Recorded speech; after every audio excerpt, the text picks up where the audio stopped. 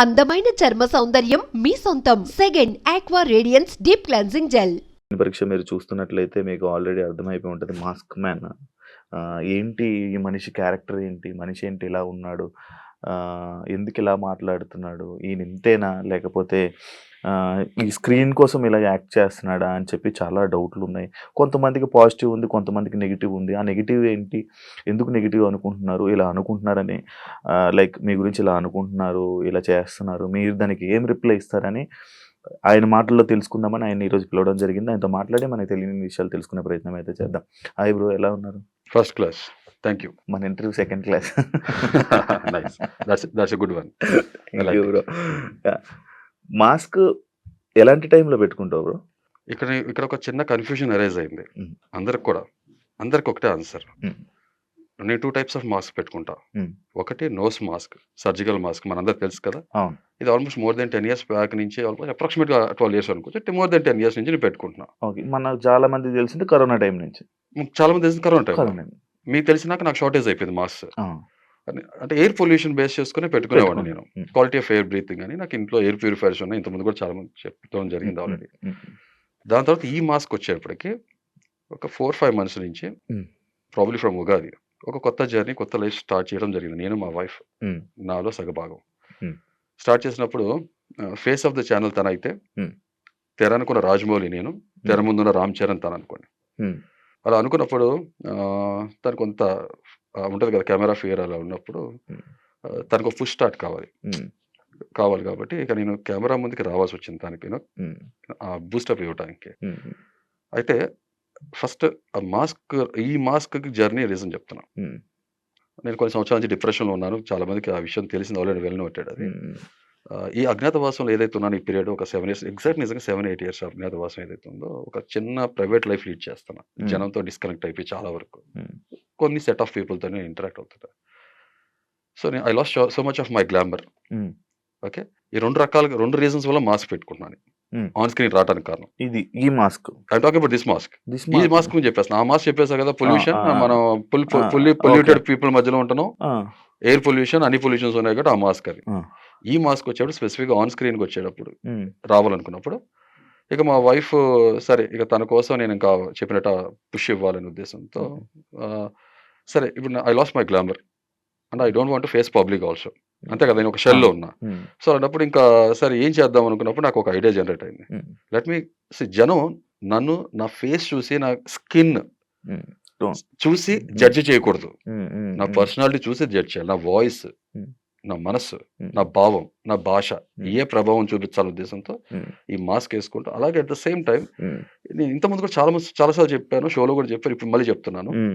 ఈ కనపడే సమాజం ఏదైతే ఉందో, కనపడిన ముసుగు మాస్క్ వేసుకుని ఓకే ఫేక్ గా నటిస్తుంటే విసుకెత్తేసేసి ఫెడప్ అయిపోయి, కనపడే ముసుగు ఏదైతే ఉందో మాస్క్ వేసుకుని కనపడకుండా మాయమైపోయా సమాజం నుంచి. అలా సమాజం అంటే అందరు నేను ఆపాదించట్లేదు, జనరలైజ్ చేసి చెప్పట్లేదు. ఎలా అయితే ఫేక్ ఉంటారో వాళ్ళ గురించి మాట్లాడుతున్నా. గుమ్మడికాయలు దొంగలు ఎవరంటే భుజం తడుకోవద్దు దయచేసి. ఓకే, అది ఏం జరిగింది అంత సమాజం మీద మీకు మాస్క్ వేసుకొని? అంటే సమాజం మీద ఎందుకు అంత విరక్తి పుట్టింది? సో మీరు అడిగారు కాబట్టి, సో ఇది మీ మాస్క్ జర్నీ మీకు అర్థమైపోయింది కదా. అర్థమైపోయింది. ఓకే, ఇప్పుడు హౌఎవర్ షోలో తీశారు కాబట్టి నన్ను అందరూ మాస్క్ మ్యాన్ గా గుర్తిస్తున్నారు, లేదా మాస్క్ మ్యాన్ హృదయ మానవ్, లేదా Hriday, mask man Harish, mask man ఇటు ట్యాగ్ లో వచ్చేసింది ఇంటి పేరు లాగా. అసలు తల్లిదండ్రులు పెట్టిన పేరు హరీష్. నా జీవిత భాగస్వామి, నా లైఫ్ పార్ట్నర్ అలాలోకి వచ్చినాక నా జర్నీ స్టార్ట్ అయినా హరీష్, సింపుల్. సో ఈ రియల్ నా ఫేస్ అయితే అది. హృదయ మానవ్ ఏంటి? That is my personality. Okay, ఇది నా షోలో కూడా అడిగారు. ఫస్ట్ మీకు అదే క్వశ్చన్ మీరు ప్రోమో చూస్తుంటే హృదయం మానవ అంటే మాకు హృదయం లేదా అని అన్నారు. దాన్ని చెప్పాల్సి చెప్పాను. యూ కెన్ ఇంటర్ప్రెట్, మీరు ఎలా కావాలంటే అలా ఇంటర్ప్రెట్ చేసుకోండి. ఆ హృదయంతో నిజంగా ఒక మనిషి బతికితే ప్రతి మనిషి హృదయం మానవే. ఇప్పుడు మేము శివ అంటే నేను శివుని కాదా అంటే ఎలా కుదురుతుంది? This is very odd answer, odd question, అంతే కదా. మళ్ళీ ప్రతి మనిషి శివుడు ఉండొచ్చు కదా, ఏదో ఒక పేరు మీద పెట్టుకుంటారు. కొన్నిసార్లు దైవమో, దేవుడో, లేకపోతే తల్లిదండ్రులు, తాత ముత్తాతలు పేరు పెట్టుకుంటారు. ఒక్కొక్కరు ఒక ప్యాషన్తో ఏం పెట్టుకుంటారు, మంత్రాలు ఏదో ఒకటి.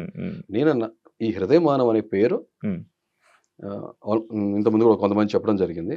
1998-99 ఇంటర్నెట్ వచ్చిన కొత్తలో ఈమెయిల్స్ క్రియేట్ చేసుకున్న టైంలో నేను నా పేరుతో హరీష్ అనే పేరుతో ఇంటర్నెట్ ట్రై చేస్తున్నప్పుడు అప్పుడు హాట్ మెయిల్ అని ఉండేది. అవును, జీమెయిల్ లేటర్ అని అవును, వచ్చినప్పుడు అవును, Yahoo hot hot mails mail ఉండేవి. అవును, అవును.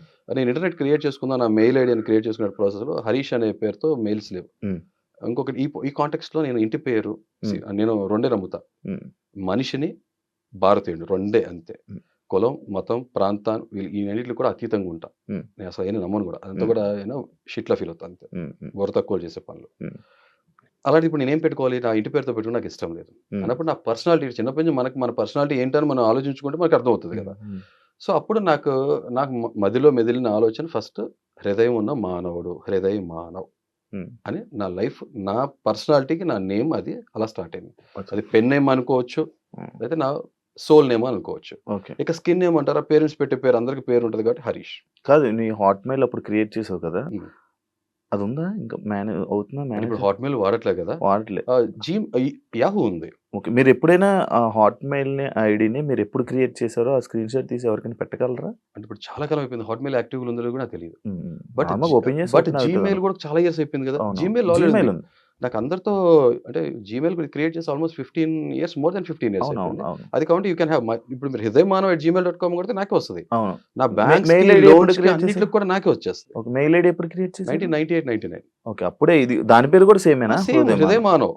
ఓకే. ఓకే. ఓకే. అంతే. ఆ టైంలో హృదయ_మానవ్ లేదా హృదయమానవ్ దీంతోనే ఉంది. ఓకే. యాహూ అయితే పాతది ఉంది. ఈ అవును. మధ్య కాలంలో రిట్రీవ్ చేశాం. మళ్ళీ ఏదో ఒక బ్యాంకింగ్ కోసం కావాలంటే. హ్మ్. ఇప్పుడు యాహూ ఎవరు వాడట్లే కదా. అవును. అప్పుడు ఈ సిఫీ, హాట్ తెలుసు, మెయిల్ తెలుసు. ఇవి ఉండే కదా చాలా. నాకు ఉండే అప్పుడు హాట్ కొంచెం మెయిల్ సీనియర్ ఉండే. సిటిజన్స్ అయితే అయిన గుర్తుంటాయి. హాట్ మెయిల్ నాకు ఉండే. ఉండేదా? First hot mail Gmail create చేయమంటే నీకు జీమెయిల్ అవ్వదు, హాట్ మెయిల్ క్రియేట్ చేసుకో అన్నారు నన్ను. అవునా? ఓకే. హాట్ మెయిల్ రిట్రీవ్ చేసుకోవాలి. ఎక్కడుందో దాన్ని రిట్రీవ్ మెయిల్ అని తెలియదు. 2011, 12 టైంలో మీరు అప్పుడు నేను చేశారు. అప్పుడు క్రియేట్ చేసుకున్నా. నేను చెప్పా కదా మీరు 1998, 97, 99 ఆ అప్పుడు టైంలో క్రియేట్ చేసింది. ఓకే. ఇందాక నేను ఒక క్వశ్చన్ అడిగాను, అది మనం స్కిప్ అయ్యి మరి వేరే దానికి వెళ్ళాం. Yeah. జనాల మీద, ఈ సొసైటీ సొసైటీ మీద ఏంటి మీద అన్నారు కదా ఏంటి మీకు మీరు. అది? చిన్నప్పటి నుంచి ఏంటంటే నాకు నేను యూనో స్కూలింగ్ ఏదైతే ఉందో చిన్నప్పుడు ఓకే పుట్టి పెరగటం విజయవాడ.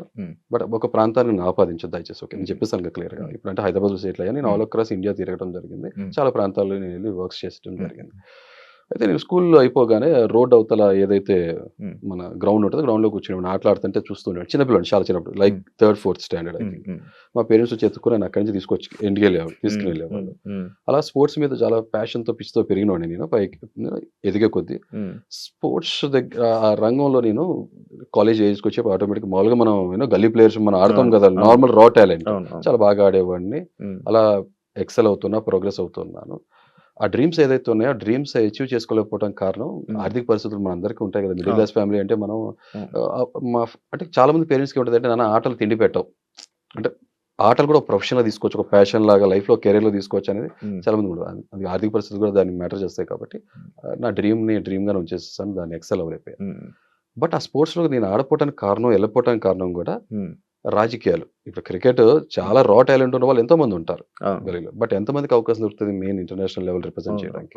అలా ప్రతి స్పోర్ట్స్లో కూడా ఎంతో కొంత మనకు తెలుసు బయట ఏ లెవెల్ ఇన్ఫ్లుయెన్స్ ఉంటుంది, కరప్షన్ మెయింటైన్ చేసేది మనం చూస్తాం.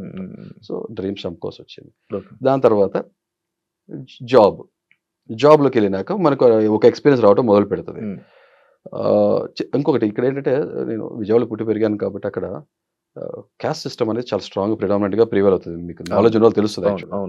నా ఫ్రెండ్స్ ఎవరైతే ఉన్నారో వాళ్ళతో ఒక ఊహ రానంత వరకు ఒక రకమైన బాండింగ్ ఉండేది. ఊహ వచ్చిన నిదానంగా ఆ బ్యారియర్స్ ఏదైతే ఉన్నాయో, గోడలు, కులం అనే గోడలు ఏదైతే ఉన్నాయో ఫామ్ అవుతుంది చూశాను నేను. మీ ఫ్రెండ్స్కి మీకు మధ్యలో జనరల్గా ఫ్రెండ్స్ అందరితో కూడా నేను నోటీస్ ఏంటిది, దేవుడే తెలియదు ఎవరికి. నేను ఎవరికైనా చెప్తా, జీవంలో దైవం చూస్తా. గాడ్ అనేది ఒక బిలీఫ్ సిస్టమ్. మా ఫాదర్ చెప్పారు, వాళ్ళ ఫాదర్ చెప్పారు, వాళ్ళ ఫాదర్ చెప్పారు. ఇదంతా ఎలా వచ్చిందంటే నేను ఒక క్రిస్టియానిటీ స్కూల్లో చదువుకోవడం మొదలుపెట్టాను. ఫస్ట్ గాడ్ అనే విషయం, జీసస్ క్రైస్ట్ అనేది వింటూ మొదలుపెట్టాను. ఇంట్లో టిపికల్ హిందూ ఫ్యామిలీ, దేవుడు పూజించేవాళ్ళు.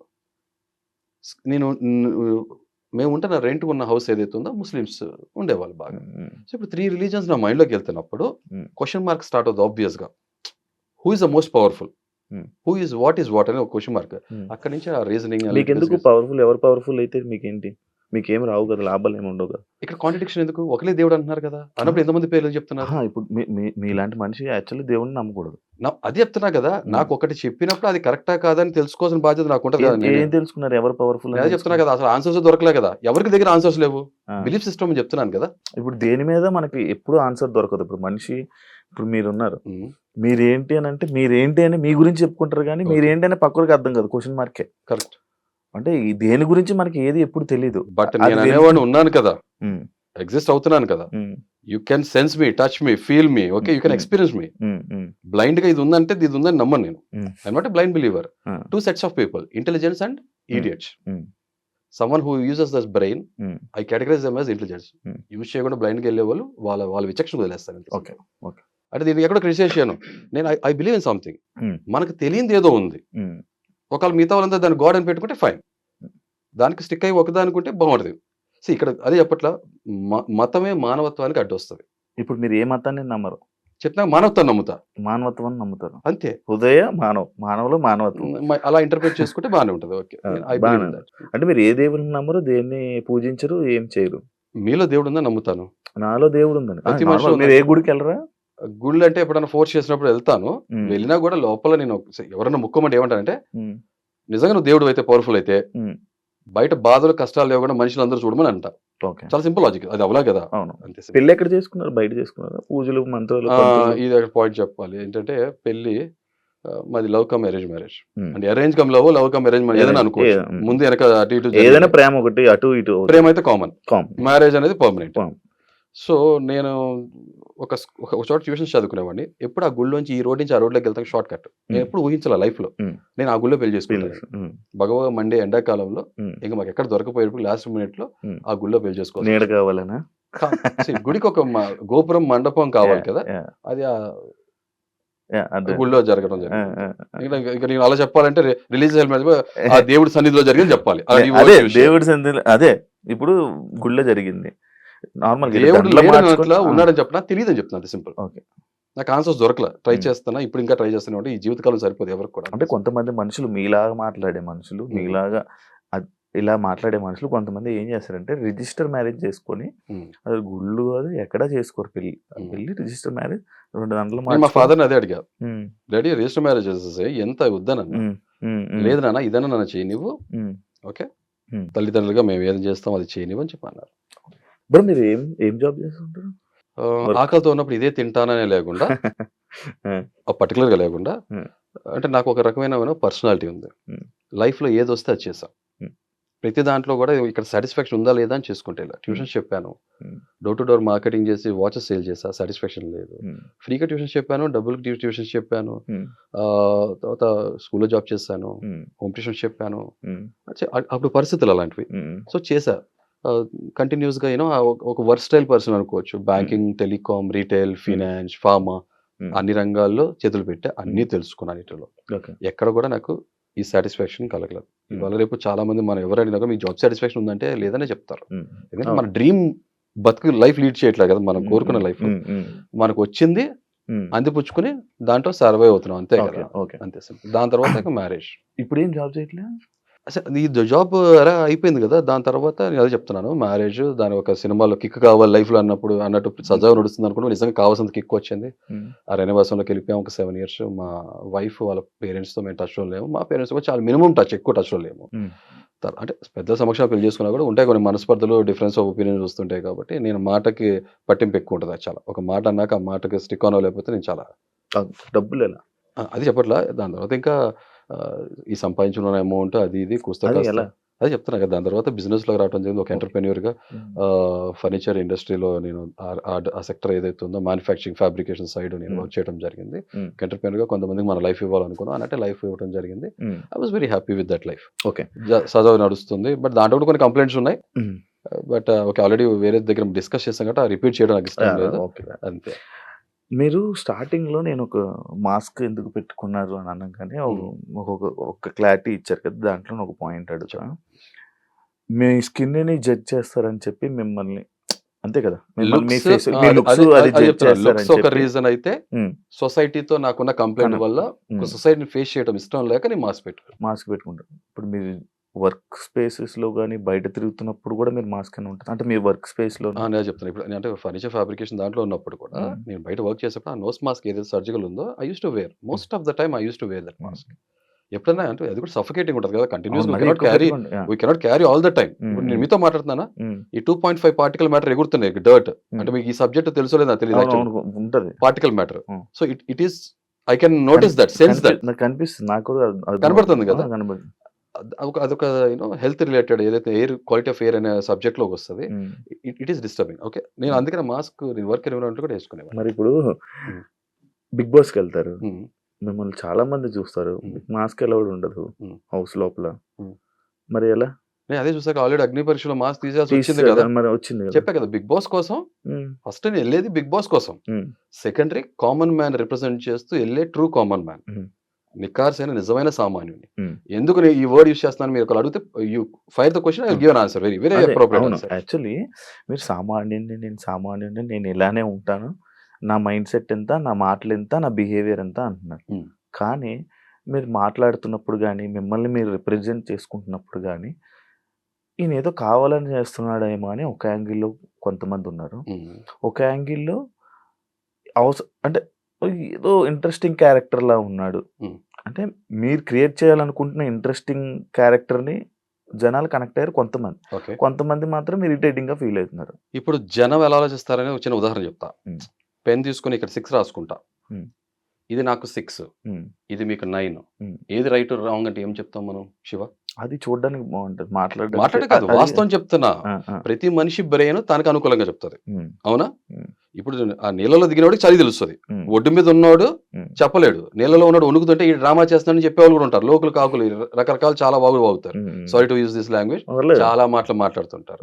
అది తెలియదు కదా మొత్తం, అర్థం కావట్లా. Don't judge a book by its cover. నేనేమన్నా టేబుల్ బుక్ నా 10 పేజీలు ఉన్నాయి అక్కడ తిప్పేసి తెలిసేసుకుంటాకి, భగవద్గీత, ఖురాన్, ఓకే, బైబుల్ లాగా చదివారండి? ఏం చదవాలా నాకేం తెలియదు, అంటే నేను చెప్తాను ఫ్లోగా. లేకపోతే డిక్షనరీ అనుకోండి, ఆక్స్ఫర్డ్ డిక్షనరీలో అనుకోండి, చదువుతానికి తెలుసుకోవడానికి చాలా ఉంటాయి. Got it, simple. సో కాబట్టి ఎలా జడ్జ్ చేస్తాను నన్ను? నేను జడ్జెస్ దగ్గర అదే అన్నా, యూ కెనాట్ జడ్జ్. ఒక జీవితకాలం పడుతుంది ఒక మనిషి గురించి తెలుసుకోవాలంటే. రేపు మీరు మ్యారేజ్ చేసుకున్నాక మీ వైఫ్ గురించి మీకు పూర్తి తెలుసు అనుకుంటే అవివేకం ఎవరికైనా, అవునా? ఇప్పుడు బయట మాట్లాడడానికి బాగానే ఉంటున్నాయి, నేను అదే చెప్తున్నా, ఇది ఒక గేమ్ షో. ఇప్పుడు నిన్ను ఒకటి జడ్జ్ చేయకుండా నీకు ఓటేలాగా వేస్తాడు? నన్ను తెలుసుకుని వచ్చేయమన్నా. ఒపీనియన్ వేరు, జడ్జ్ చేయటం వేరు. ఒపీనియన్స్ మారుతుంటాయి, సిచ్యువేషన్ కండిషన్ తగ్గట్టు, ఒక పరిస్థితులు తగ్గట్టు, ఒక రోజు తగ్గట్టు ఒపీనియన్ మారుతుంది. ఎప్పుడైనా సరే ఏ మనిషి చేయాల్సింది ఏంటంటే ఎదురు మనిషిని జడ్జి చేయొద్దు, ఒపీనియన్ క్రియేట్ చేసుకోండి, ఒక అభిప్రాయం, తీర్మానం చేయొద్దు ఈ మనిషి ఇంతే అని. మన అలా తీర్మానం చేయగలదు, చెప్తా కదా, ఎవరు మనం జడ్జ్ చేయలేము. అంటే నన్ను నాలాగా చూసినప్పుడు ఆటోమేటిక్ ఓటేస్తారు శివ. అవును, నన్ను నాలాగా నేను ఒక మాట ఇప్పుడు ఈ పాయింట్కి వచ్చినప్పుడు నేను చెప్తా. ఫస్ట్ ఆ టాస్క్ వెళ్దామా డైరెక్ట్ పాయింట్. ఫస్ట్ ప్లేస్ కి నేను ఎందుకు డిజర్వ్ చేస్తాను అన్నప్పుడు ఆ రోజు నేను ఈ పాయింట్స్ పెట్టాలనుకోలేదు, ఎందుకంటే నాకు ఎంపతి సింపతి చూపించిన టాస్క్ నేను ఆ పొజిషన్ వెళ్ళాలనుకోండి. బట్ నీకు చాలా కన్స్ట్రక్టివ్ గా చెప్తా. ఇప్పుడు వచ్చిన వాళ్ళందరూ ఇన్ఫ్లుయెన్సర్స్, చాలా మెజారిటీ ఆఫ్ పీపుల్ ఇన్ఫ్లుయెన్సర్స్ ఉన్నారు. ఆ టాపిక్ కూడా చెప్తా. వచ్చినప్పుడు వాళ్ళ లైఫ్ ఏదో సాధించి అచీవ్ చేసి వచ్చారు. నేను అసలు జనం ముందుకి అసలు రానే రాట్లా, ఫోటోలు దిగట్లా, ఫంక్షన్స్కి వెళ్ళట్లా. ఒకటే ఫంక్షన్కి వెళ్ళినా కూడా నా ఫేస్ చూపించడం ఇష్టపడట్లా. 99% mostly I'm naught into public. 100% చెప్పాను. అలాంటి నేను ఒక 4 గోడల మధ్యలో ఒక షెల్లో ఉన్న మనిషిని, బందికానాలో ఉన్న మనిషిని గివ్ అప్ అనే స్టేజ్ నుంచి కాదు, రైజ్ అప్, ఓకే అనే పొజిషన్కి వచ్చి నేను బయటకు వచ్చి ఒక స్టూడియోలో జనం మధ్యలోకి వచ్చి నేను నిలబడుతున్నాను, ఇన్ని కెమెరాల మధ్యలో ఇంతమంది మనిషి మధ్యలో నిలబడుతున్నానంటే that is the biggest challenge for me. I was very nervous frank గా. Introvert? I'm very balanced person. Intro and extro రెండు కనబడతాయి నాలో personalities. Okay, emotions and motions నాకు దగ్గర చాలా పర్ఫెక్ట్గా ఉన్నాయి. నాకేం లూజ్ మోషన్స్ లేవు, లేకపోతే కాన్స్టిపేషన్ లేదు. అలాగే నా ఎక్స్ప్రెషన్స్, నా బాడీ లాంగ్వేజ్, నా పర్సనాలిటీ చాలా ట్రాన్స్పరెంట్గా ఉంటుంది. అది చెప్పట్లా. సో నేను అక్కడికి వచ్చి నిలబట్టే నాకు బిగ్గెస్ట్ ఛాలెంజ్, అచీవ్మెంట్. అంటే అది మీరు ఎక్స్పీరియన్స్ చేయకపోవచ్చు, ఎందుకంటే మీ లైఫ్ ఒక రకంగా ఉంటుంది కదా, నా లైఫ్ అది. ఓకే, అక్కడికి వచ్చి నుంచి నా బిగ్గెస్ట్ ఛాలెంజ్. నేను చాలా నర్వస్గా ఉన్నా, బయట టెంపరేచర్ లోపల టెంపరేచర్ చాలా తేడాగా ఉంది. నేను వెయిటింగ్ హాల్లో ఉన్నది ఇది. ఈ హుడీ వేసుకుని మాస్క్ క్యారీ చేయడం అంటే మాటల విషయం కాదు. ఈ నార్మల్ మాస్క్ వేసుకున్న తర్వాత ఈ మాస్క్ క్యారీ చేయమన్నారు. ఇట్ వాస్ వెరీ సఫికేట్, ఉడికిపోతున్నా లోపల. నేను వచ్చి లోపలికి వచ్చిన తర్వాత ఐ వాస్ వెరీ నర్వస్. వాళ్ళు నన్ను క్వశ్చన్స్ అడిగారు and I really respect judges, ఎందుకంటే నాలో నేను నిజంగా ఫేక్ పర్సన్నా లేదా కరెక్ట్ పర్సన్నా, they want to test my personality. నాలో ఉన్న బెస్ట్ అసలు నేనేంటి, what is my potentiality pull out చేయడం కోసం ట్రై చేశారు. జస్ట్ లైక్ మీ, నేను కూడా కాలేజ్లో క్రికెట్ ఛాంపియన్గా ఉన్నప్పుడు లేదా క్రికెట్ లీడర్ కెప్టెన్గా ఉన్నప్పుడు నాకు బెస్ట్ టీం కావాలి అనుకున్నప్పుడు ఎవరిలో స్ట్రెంగ్స్ ఏంటో తెలుసుకుంటా కదా, వాళ్ళు అదే చేశారు. సో ఈ ప్రాసెస్లో ఎవరైతే మనం ట్రై చేశారో ఇది నా అచీవ్మెంట్ ఫస్ట్. 2 నా నిజాయితీ. నాకు అక్కడ చాయిస్ ఆప్షన్ ఉంది.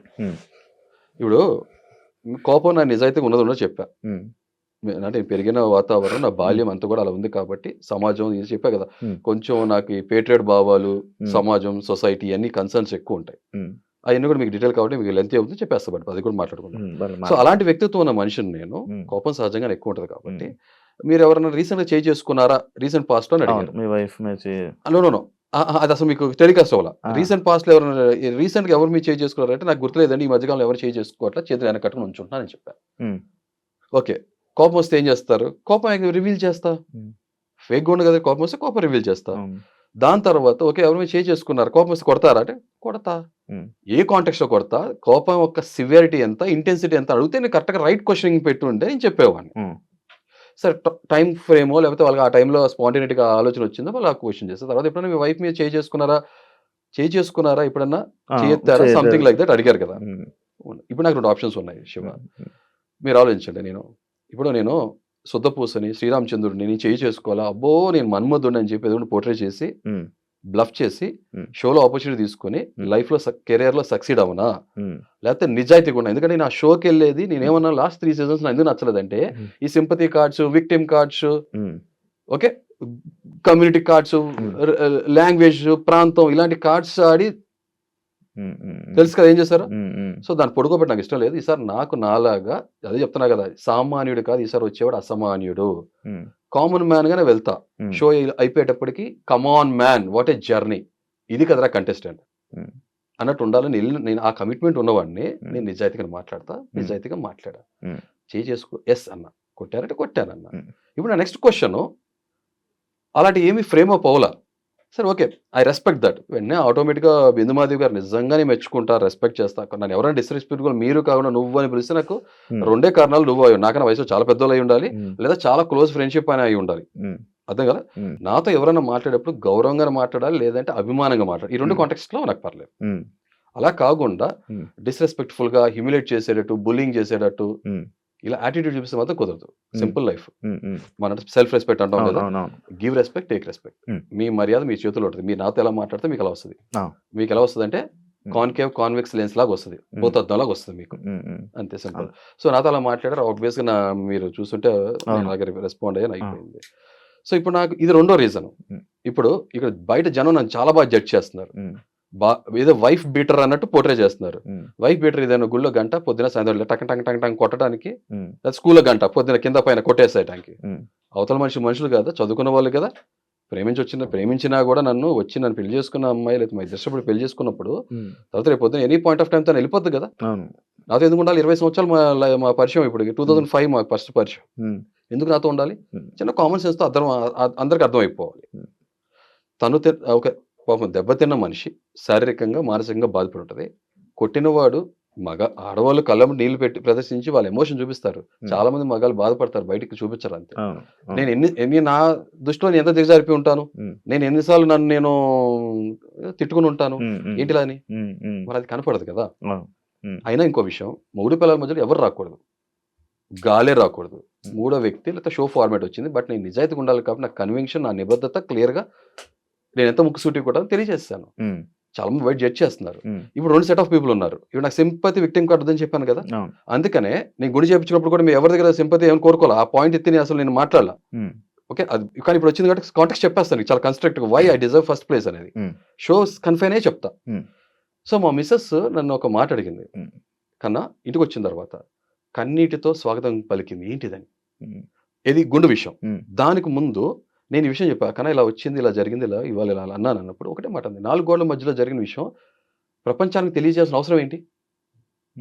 3 పిల్లలన్నా చాలా ఉంటాయి, 1,00,000 అందరూ చెప్పుకుంటారు, ఎవరు చెప్పుకోరు కదా. నేను చెప్పేవాను, అందరూ నేను వేరు కదా అన్న, అందుకే నువ్వు నన్ను ఇష్టపడింది. She don't have any answer. ఇంకో మాట ఉంది, నాకు ఒక ప్రొఫెషనల్ లైఫ్ బయట ఉంది కదా, షీఈ్ వర్కింగ్ ఉమెన్, నాకు ఒక ప్రొఫెషనల్ లైఫ్ ఉంది, నాకు పర్సనల్ లైఫ్ ఉంది, మా చుట్టాలు వీళ్ళందరికీ కూడా నేను ఒక ఆన్సరబుల్ పర్సన్ కదా. డోంట్ వరీ కన్నా, ఇవాళ రోజు జడ్జ్ చేసి జనం ఎవరైతే ఉన్నారో రేపొద్దున వాళ్ళే ఒపీనియన్ మార్చుకుంటారు. అందరికీ ఏదో ఒకటి డార్క్ సైడో లేకపోతే గురివింజ కిందకి దాని కింద ఉన్న నలుపు దానికి చూసుకోదు, ప్రపంచాన్ని మాత్రం చెప్తానికి ముందుకు వచ్చేస్తుంది. సో కాబట్టి ఇప్పుడు 2 రకాల జనం చూస్తున్నారు. ఒకళ్ళు నన్ను హేట్ చేసేవాళ్ళు, భార్యని చేసుకుని కొట్టేస్తే ఒక్కసారి జరిగింది సరే దాన్ని డిఫెండ్ చేసుకోండి. ఒక్కసారైనా 2 సార్లైనా ఎన్నిసార్లు కొట్టడం తప్పే. నేనే అంగీకరించి నేనే బాధపడుతున్నా. మా ఇద్దరికి అంత బాధ ఉన్నప్పుడు మూడో వ్యక్తిగా తనకు పాపం ఒక ఆడాము కాబట్టి తను అలా రియాక్ట్ అవుతుంటే అది తప్పేం లేదు. కానీ రాంగ్ ఇంటర్ప్రిట్ చేసుకుని పద్దా కొడతాను అన్నట్టు ఒక పొరపాటుగా అర్థం చేసుకున్నారేమో. ఆవిడ అలా అనలేదు నాతో, బట్ బయట అలా వెళ్తుందేమో అలా జడ్జ్ చేస్తున్నారు. నన్ను హేట్ చేసేవాళ్ళు, ఇప్పుడు నన్ను లైక్ చేసేవాళ్ళు కూడా ఉన్నారు. ఏంటంటే తను నిజాయితీగా తనకు ఆప్షన్ ఉన్నా కూడా తన ఆప్షన్ తీసుకొని ఫేక్గా పోర్ట్రే చేయలేవు. మీకేం కావాలి, వ్యూవర్స్కి ఏం కావాలి, నిజాయితీ పరుడు కావాలా, మాస్క్ వేసుకుని నటించేవాడు కావాలి. నేను మాస్క్ మొహానికి వేసుకుంది, క్యారెక్టర్కి వేసుకోవాలి కదా.